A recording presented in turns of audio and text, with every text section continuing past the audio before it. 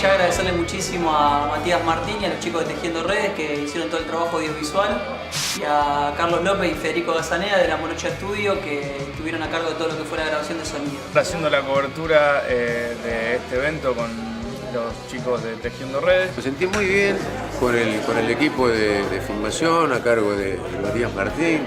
Yo me siento espectacular, está recopado, tocan muy bien.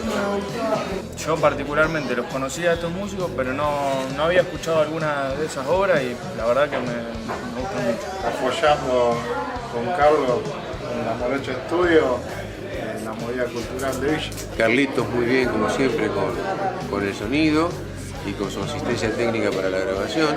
Muy cómodo, la gente está colaborando estupendamente bien.